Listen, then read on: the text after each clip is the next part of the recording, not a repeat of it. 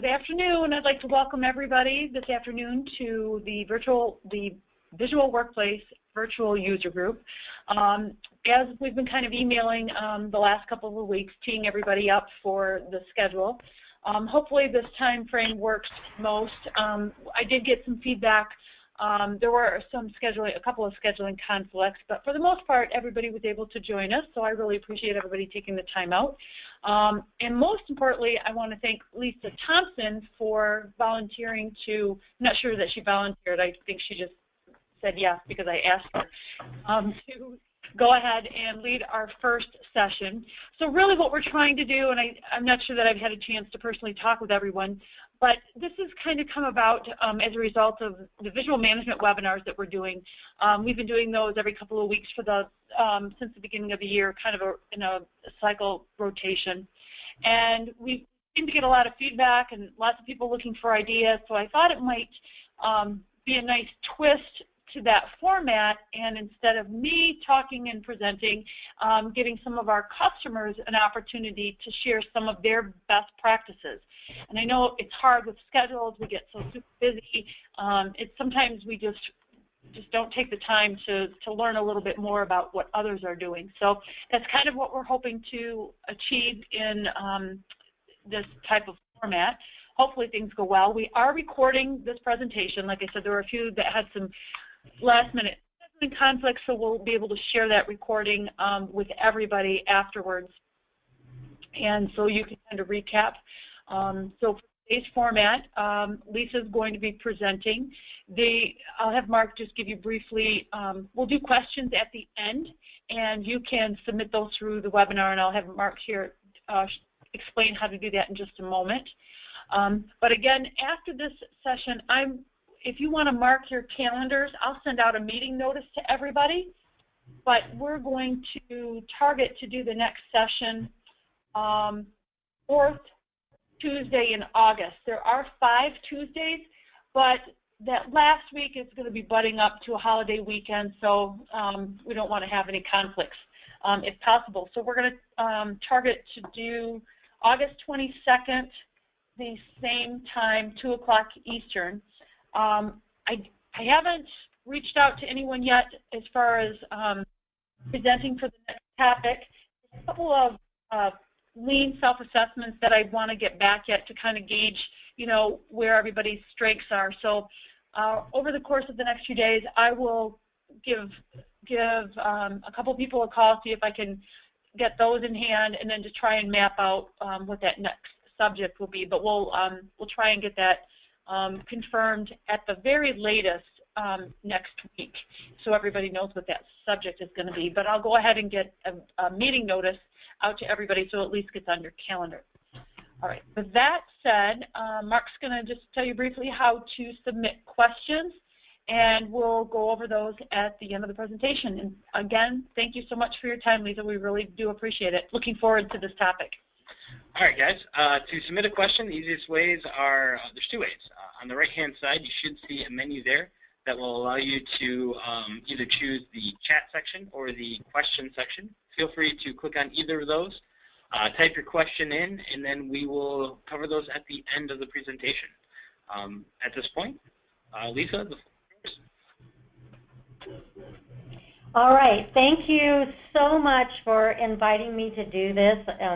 A little nervous being the first one, but I am so honored that I get to share. I mean, I think we all really like sharing the things that have worked for us. I will say up front that I am going to be talking about executive Gemba walks and how we started them and why we started them at my company. But I will also say that this is a never-ending journey. We're learning. We've been in this, I think, about a year and a half now, and we're still learning. And my one goal for everyone today is I hope that everyone takes away at least one piece of information that you might be able to use in your organization. So again, executive Gemba walks, we kind of hit the ground running, and I'm going to tell you about that in a minute. But first I want to tell you a little bit about my company. We are Hologic Inc. We're a global company. We have a very strong focus in women's health, in breast mammography, in diagnostic tests, etc. We have 3 separate divisions: diagnostics, breast and skeletal, and gyne surgical. Our focus in San Diego, where I am located, is molecular diagnostics. And from the pictures that you see here on the screen, we develop not only our instrument platforms with OEM suppliers, but also what we call our juice, or the reagents or the test kits that are tested on that instrument platform. And our goal is to try to get early detection of disease for patients so that they can get earlier treatment. Our key buckets of products are around cervical cancer, sexually transmitted diseases. We have all types of women's health issues and tests that we create. Our site was acquired by Hologic in 2012. Before that, we were GenProbe Incorporated, and we have been in place since 1982. And what's really interesting about this piece of automation that you see here on the right, this is called our Panther system. We have a bunch of cat names. We have Panther, Tigress, and Tomcat. But what the market has wanted in the past 10 years is more automation. With the lower number of lab technicians that we see now in hospitals and in big laboratories, what they're looking is for efficiency of their workflow. So in this particular instrument, you can load patient samples and walk away from this machine, and it will finish testing the samples and spit out the results at the end. So this is something that adds a lot of efficiency to the workflows of our major customers. If people want more information about Hologic later, I'm happy to share. So as we do in most presentations, is you always want to share where you started your lean journey and kind of where you are today. If you look at these 2 pipelines, you'll see in the upper left, back in 2008, we had a lean consultant come into our company and train 10 lean champions on probably every concept at the time that was out there: value stream mapping, standard work, continuous flow, Kaizen events, everything that's in the toolbox. And you can see that we started along our journey. Everything in red is one of our key milestones, so the first time we may have done something. Then you can see we started attending annual AME conferences to learn and to learn from others. And then anything in green is different types of training. So underneath of the pipelines, you can see that we continually do more training. But in 2012, when we were acquired, the black items are where we had a little bit of a hiccup in our lean journey. I am sure we are not the only ones who have had some kind of a stop or a step backwards, and this is where we were acquired. The reason this was kind of a stopping point for us is when Hologic acquired us, they evaluated all the rest of their sites too, and they decided to close one of them that was in Wisconsin and transfer all of those products to us. Because they were FDA approved, we weren't allowed to make any changes, so we had to try to pick them up and bring them here and hope they worked. That took an all-hands effort. At the same time as the acquisition, Hologic was restructuring their leadership team, and we lost our operations VP, who was the true key management support of our lean efforts. And at that same time, we were told, even though we had lean champions corporately, that they didn't want us to hold our biweekly meetings that we were having to share all of our activities. So we kind of were told to go site-specific, which we did. And then, as you can see, so we're moving through that period of time where we're transitioning product. We did still have some key lean milestones. We attended conferences, but then we had something pretty good happen. Back in 2015, we hired a global chief supply chain officer who came from Boston Scientific, very heavy lean background and lean focus, and he wanted to revitalize lean at Hologic. And so what we did is I became a corporate point of contact for all of our champions. and we all started meeting again. But what San Diego did specifically, which we're going to talk about today, is we started off on a journey of implementation of executive level Gemba walks. I'm going to explain why it was important. This was kind of backwards. A lot of companies start with their daily huddles or their weekly huddles, and they bring in executives later. We kind of started differently, but it's worked out well for us. And why I want to explain that is because starting those Gemba walks was integral in us getting through these next little blips that we had, which were some additional reorgs. We divested a portion of our business, which was our blood screening business, to our partner, who is Grifols. And so now I'm going to share how we did this and how through these additional hiccups that we had in our lean journey, that those Gemba walks really have helped us to continue in our lean journey without having to stop. So once we got our Chief Supply Chain Officer on board, who said, I know you guys are all telling me you're doing lean, but I don't see it anywhere. I don't know if anybody's ever had that experience, but we decided we needed to get back on track. My senior VP of operations decided she wanted us to go to a seminar that we found here in San Diego. So it was the executive VP of operations. It was one of her direct reports, which was a senior director of quality control at the time, one other of our lean champions, and me. And what we did is went to a one-day seminar on how to do a Gemba walk, actually against the book that Michael Bremer created, and Michael Bremer was the one who rolled this out to us. And this seminar took place at a local company that is very lean. So we were able to go on a tour and go with them on their Gemba walk as part of this seminar. Now, coming out of this lean seminar was very interesting because our senior VP immediately said, let's do this. Our lean champion, the other one that was with me, said, you're crazy. Don't do this, Lisa, because there's no way you're going to be able to hold them accountable. We're going to start this, get everybody excited, and then it's just going to stop because these people travel all of the time, and they don't have the time to spend doing this. When she said, I'm crazy, I said, yes, I am, and let's go do it. It was very exciting to me because to get a manager interested in something lean was like one of the first times for me, so I said, we're going to do this thing. So what we did is, in order to help us build that level of accountability, we said we have to include that as a goal in all of our fiscal year 2016 operations goals, so all of the management. So this happened, we went to this training in November of 2015, and we rolled it into our 2016 fiscal year goals.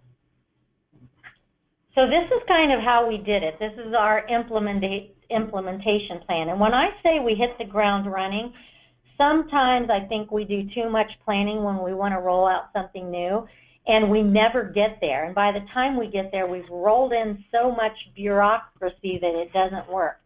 So we said we're going to do this very simply. We're going to start it, we're going to learn from it, and then we're going to make adjustments and go from there.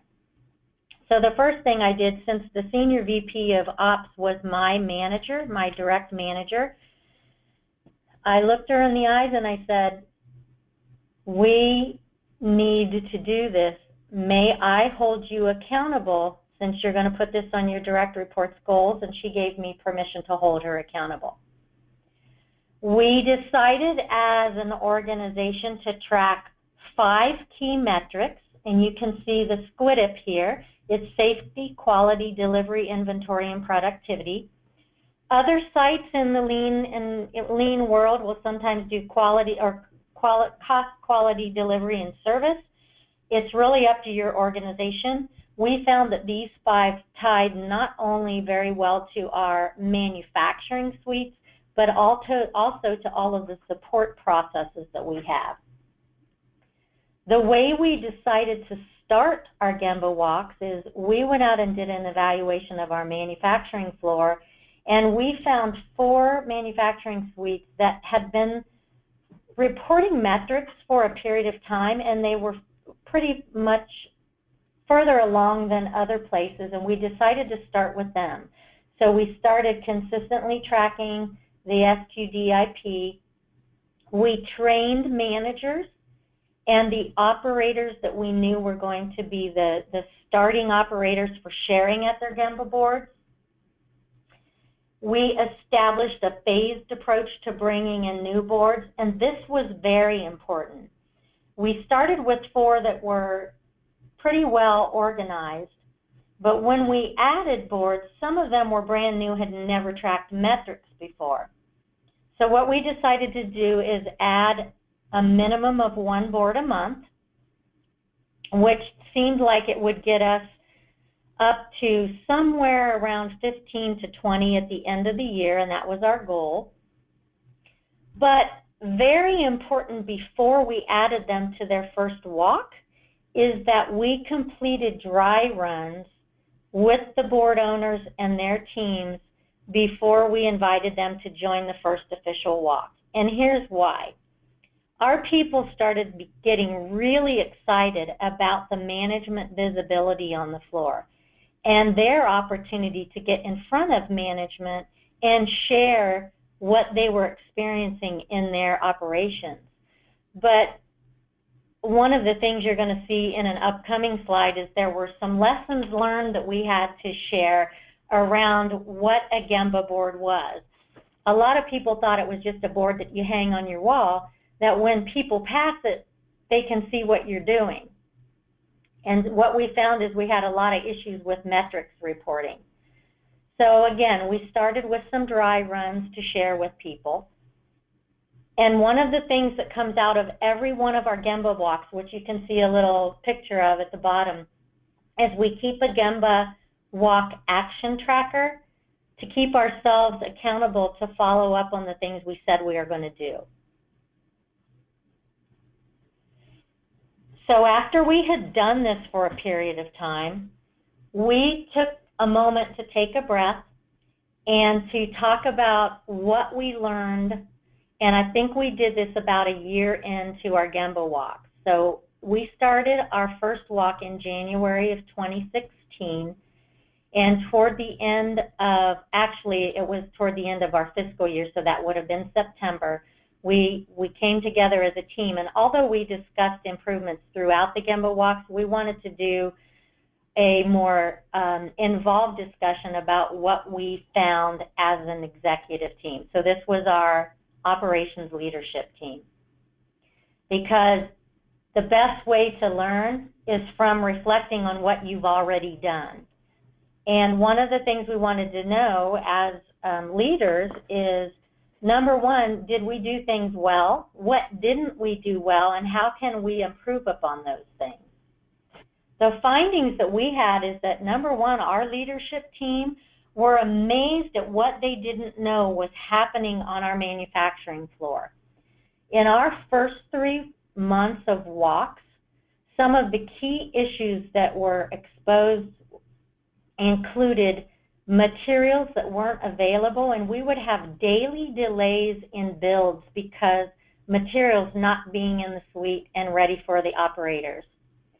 The other thing was we found out, even though we had a manufacturing schedule that we did at the beginning of the week, it changed up to 8 times a week. So our manufacturing, especially our packaging teams, were never ready and sometimes didn't have the right group of people because the packaging schedule changed so frequently. We found that some of the boards were all red, and our operators were having a problem with that. They were embarrassed to share, and they said, well, we need to start putting up green. And what we realized is we had an opportunity to do a better job of communicating the purpose of a Gemba board, because red is actually good. Red exposes the issues so that you can get to a root cause, fix that, so that things then start moving into the direction of green. Another one of the really big issues that we found, and not only with Gemba walks, is our middle management sometimes isn't present. We have operators and lower level managers, first line managers, very heavily involved. Executive management was involved, but that middle tier of management seemed to be absent altogether, and we needed to bring them into the fold because it was their teams that were experiencing a lot of the issues, not only in manufacturing, but with many of our support function boards. And that leads to the next bullet point, where a lot of times on our Gemba walks, we'd have, for instance, if we went to our packaging suite, we had our packaging managers there, the operators explaining their issues, but we had no one representing the boards that were supporting that packaging suite. So a lot of the issues that we saw were things outside of the control of that packaging manager and his team, and it led upstream in the process, so we had to go get people. And what we knew we were missing was having some of those support functions present on every walk. The other big message that our executive team started communicating to the suites and the people who were speaking at the Gemba boards is that this is the new way we do business. This is no longer an option. We are coming around on a regular basis, and we're going to have these discussions because people didn't understand, why we had to do this new thing now. Was this just a new flavor of the day in Lean, and was it going to eventually go away? And then again, I think all those bullets above is we had to really refresh people on the importance of the boards, and it wasn't about just creating something pretty for people to look at. Now, especially for our company, and it'll be interesting to see if any of the rest of you do this, but 3 or 4 years ago, Hologic started partnering with Gallup, and every year we do an annual engagement survey. Gallup has a 12-question survey, and what we realized through the conversations that we were having on these Gemba walks is that employees were now showing us confirmation of 3 specific questions where we were rating very low with our employees. Number 1, employees at the boards were communicating that they didn't have all the tools and equipment and materials necessary to do their jobs and to meet their targets. That was something we were seeing out of the survey, but we don't have a comment box to explain that in the survey, so this was now actual verbal communications of what people needed to be able to be successful. That was great feedback for our management because now they knew what kind of change to enact and what kinds of physical things, tools, and materials people needed to be successful. Question number 3 of the survey is that people feel like they didn't have enough support to be able to do their best every day. Either their skills and abilities weren't completely being utilized, or they didn't have support from other functional areas or other colleagues. And then finally, and this one's very interesting to me, we were scoring low on somebody at work cares about me.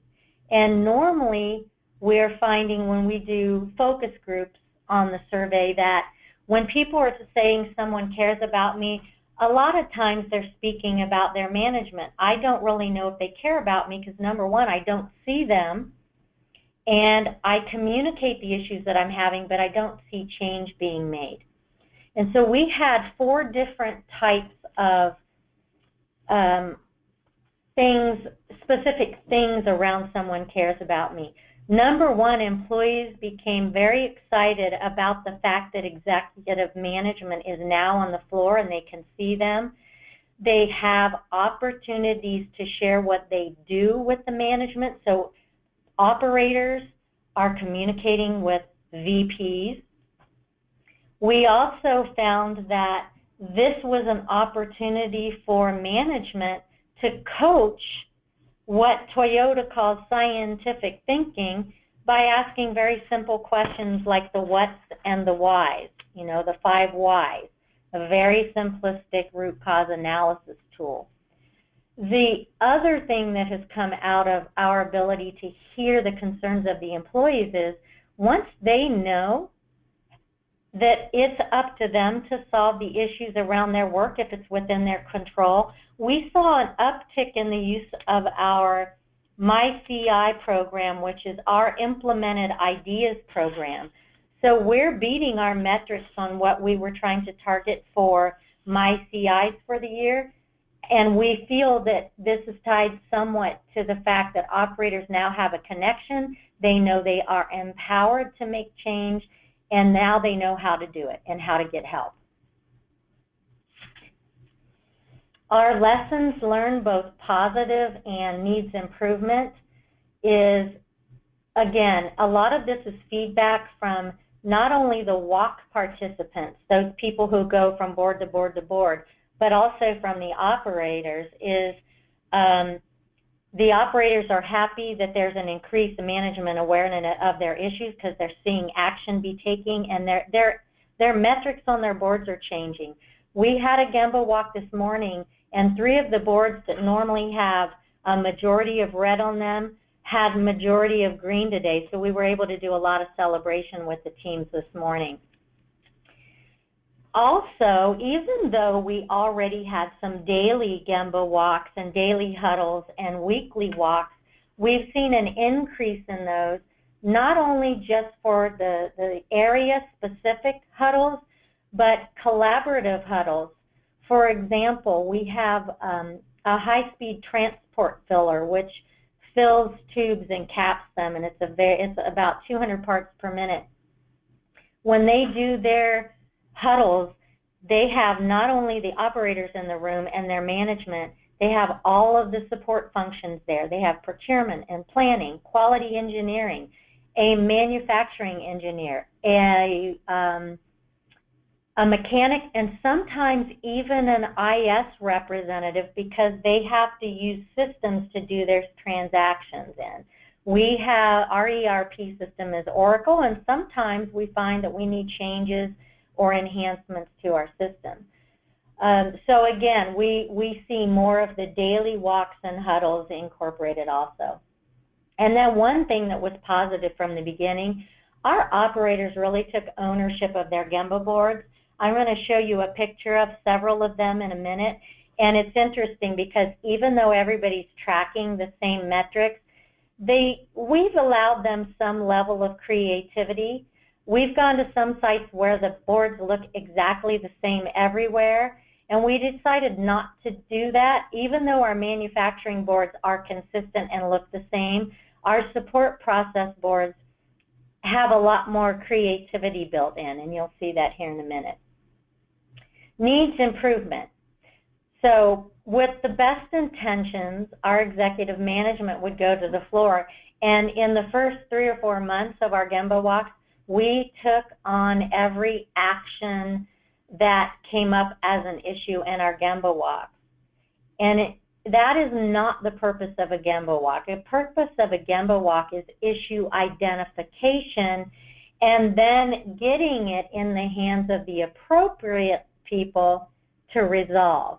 But we as in the leadership team, so we had VPs out there taking action items that really weren't in there, you know, shouldn't have been assigned to them. It should have been assigned to somebody who could actually help with that. The way we found this out is our operators now felt like they had a voice to communicate to management, and they came back to us and said, you know what? When you take an action and you go follow up with another team, it makes us feel as if we're tattling on that other group. Would you please give us back the action items, let us work with our colleagues, and then only if we can't resolve it will we escalate it to you. So at first we were kind of taken aback by that, but we said, you know what, you're right. We just got excited about this and the ability that we were able to help people. But you know what? They don't always need your help. Only take on when somebody needs to escalate.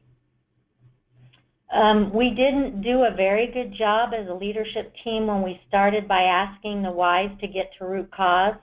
You know, we let the teams jump to the first reason why, when normally all you're doing is putting a Band-Aid on it.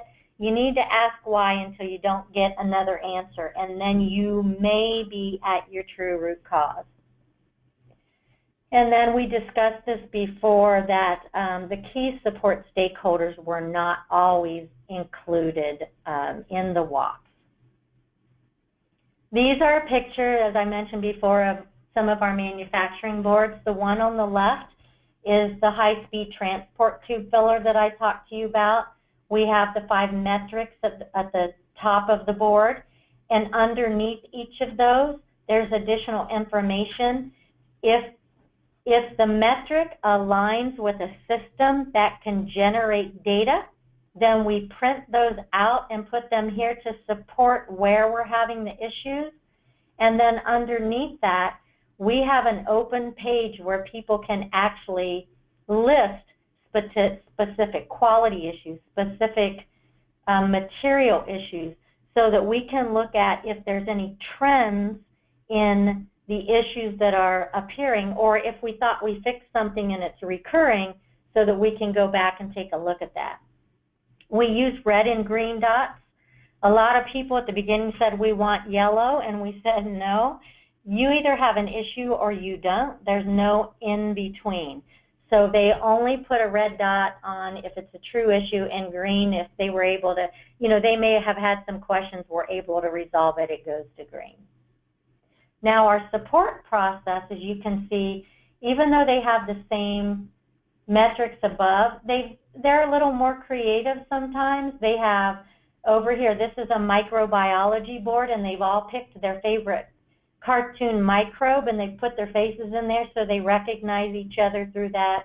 They keep track of their lean events that they're doing and their continuous improvement ideas. And everyone's just a little bit different, but they are reporting the key metrics that they want that we want them to. So for us, success ties to this quote. I'm sure the majority of you have probably seen this somewhere.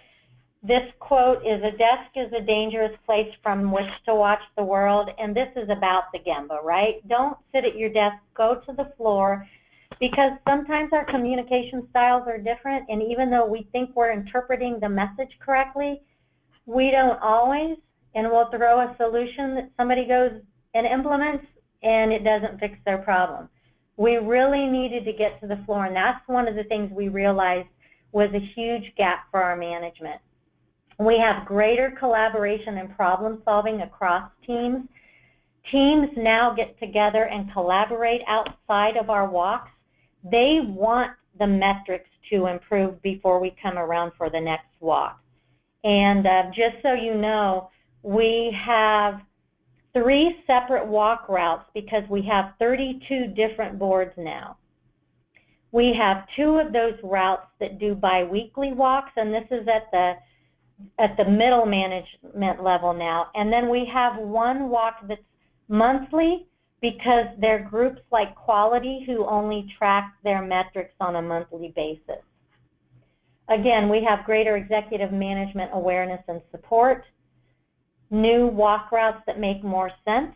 Not only did we create 3 separate routes because we couldn't manage all the boards on 1 walk, we actually looked at what was a more appropriate flow, because when we first started creating our routes, we were just adding boards as they were ready to join us, and what we realized after a certain period of time is some of the boards didn't make sense to be on the same walk.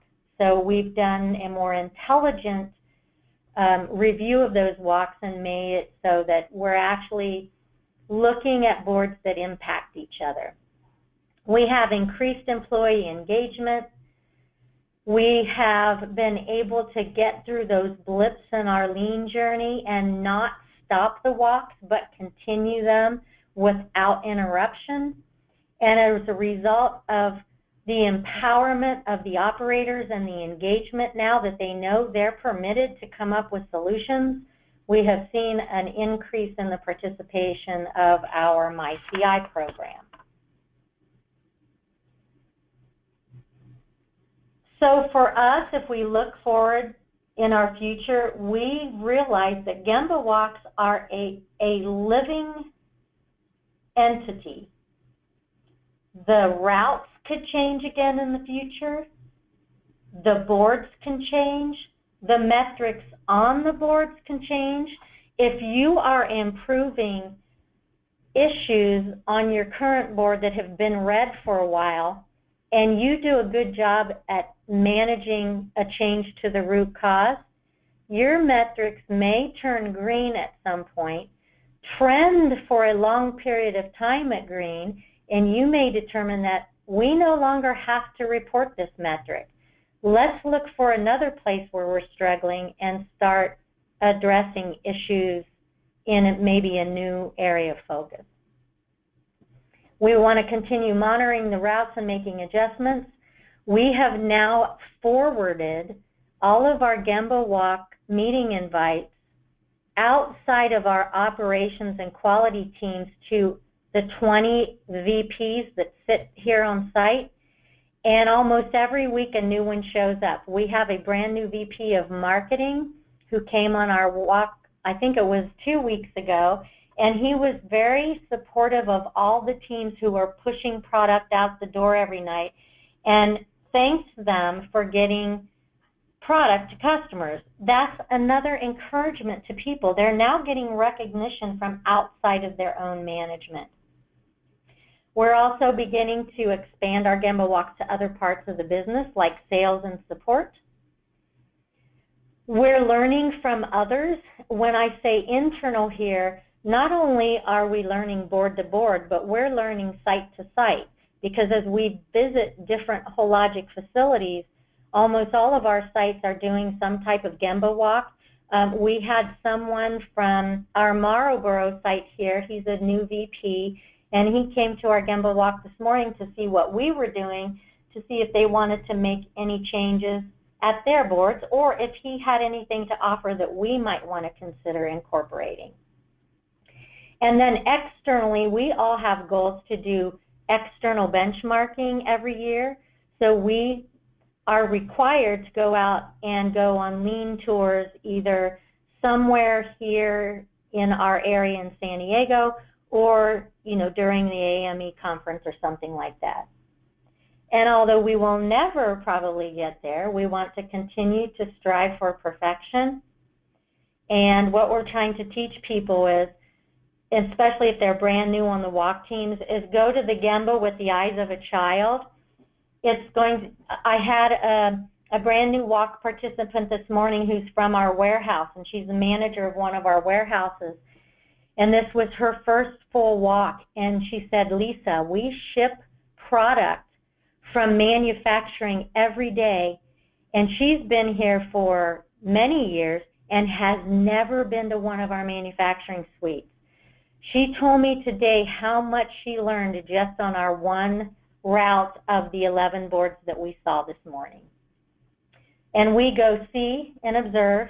We ask the what and the whys, and our goal is to respect people, not only the operators who are sharing, but also sometimes it gets tense when you have peers on the same walk, and those conversations get a little difficult, so it's also respecting your peers. One other thing I wanted to let you know, because I believe this is my last slide, is that we do 1 hour walks, and we have anywhere from, I think it's just 10 to 11 boards on each of those 3 routes we talk about. So we give them 5 minutes. We ask them to focus on their issues. If they don't have issues, we want them to definitely know what their successes are, and we always ask what additional support or help they need if there's anything that's outside of their control. So I think that's all I have to share today. I think it's time, Mark, if there were any specific questions for me. Hi, Lisa. It's me. I had a couple of questions for you. You talked about your lean journey and, you know, some of the stops and starts that you've had along the way. I think one thing I'd be curious to learn a little bit more about is, you know, with your onboarding process with new employees, how do you integrate this into that onboarding process? So you mentioned the walk that you had this morning, and for this one particular person, it was the first time that they'd been a part of that. I know it's not possible for everyone in your organization to participate. So how do you communicate that to new employees? Because you said that you've seen an uptick in your MyCI program. Is that part of that introduction to new employees? Actually, that is one of the biggest gaps we have. Right now, especially in San Diego and most of our other Hologic sites, lean is mainly focused, unfortunately, in operations. Now, we do have one site in Costa Rica that has integrated it into their HR process so that when new employees come on board, they actually get lean training as part of their new hire orientation. What we have done here in San Diego, because right now we can only control the new people that come in through operations, is I am now a point of contact for the new employees who come in to at least give them an idea of the lean training that's available to them and the opportunities they have to be involved in lean. So unfortunately, that's a gap. We completely lost our learning and development team across corporate Hologic over the last year. I believe they're working on revitalizing that right now, but unfortunately, it is one of the hardest things for us is that we're not able to touch everyone. Now, the one thing that also has been a benefit on the uptick in our MyCI program, not only do I track the metrics for our San Diego site, we now have 7 of Hologic sites using our program that we started in San Diego. So it's been a huge benefit to also have others come in. Our uptick, when I'm talking about the increase here, is specifically for San Diego. So I can see the increase not only in San Diego, but also for the other sites. That makes sense. And then my other question too, you know, it seems to me this is all centered around problem solving and shining a light on the things that get in the way of doing work. How often, or what's the process where some of these things that are brought up, do those turn into Kaizen events or more formal problem-solving events? Absolutely. So our set of Lean Champions plus a bunch of people, we had a one-day value stream mapping training. There were some of us who were veterans, but we have trained up some brand new champions here in San Diego. We had 24 individuals in a value stream mapping training, and we required them to then turn around and participate, if not facilitating a value stream mapping, be a participant so we're applying the training. We do value stream mapping, we do Kaizen Blitz events or Kaizen planning events for projects that may take a longer period of time and need support that requires validation and things like IS enhancements, etc. But yes, through the problem solving that occurs, it might be a just do it, it might be a MyCI where one of the issues we identify on a walk might be, oh my gosh, we can take care of that ourselves with a small team of people, or I can do that as an individual. So we're trying to let people know, don't wait on somebody to help you. If there are things that you can change yourself, get your management's approval and go forward with that. Otherwise, we take it into some type of a lean event. Yeah, that makes a lot of sense, because I think that's where I think starting with the problem-solving activity, you then get to utilize the lean tools that make the most sense for that particular issue that you're trying to solve. And I think sometimes we lose sight of really the lean methodology is to solve problems, discover root cause, and eliminate those in whatever fashion that we have. And so I think sometimes it's healthy to remind ourselves really what the purpose is. And I think the Gemba walk is really something that can ignite that, which obviously it has done for your organization. Right, and back to your first question, just so you know, the changes that we're making in operations normally touch other cross-functional areas, and I'm getting a lot of visibility right now because I provide a 5-day Foundations of Lean training where we bring teams in, and over a period of 5 weeks, we have a 1-day training every one of 5 weeks, and the teams come in with a project, and I am now getting requests from all over the organization, globally, here in San Diego, and I'm now doing 3.5-day Lean boot camps.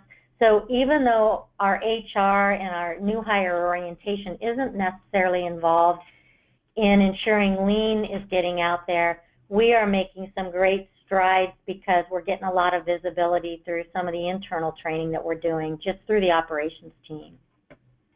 That makes sense. So I think that's all the questions that we have for today. So again, Lisa, I really want to thank you for your time today. Sounds like you guys are working very hard at reflection, like as you mentioned, and looking for opportunities to improve, because I think that's where, you know, sometimes we fall off the rails in some of our lean activities is that reflection in trying to keep that momentum moving forward on these journeys. So again, thank you so much for your time. Just a side note, I'll get a meeting notice out to everybody for the date on the next event, and then hopefully by early next week we'll have the next topic lined up, and we'll talk again with everybody in about 4 weeks. So again, thank you so much. Oh, we'll also send out a link to download the webinar, a link to the webinar so you can do it. Yep. If there's others that you want to share Lisa's presentation with, you can do that video recording. All right, thank you again, Lisa. Have a great Thank you, guys. Yep. Bye. All right, bye-bye.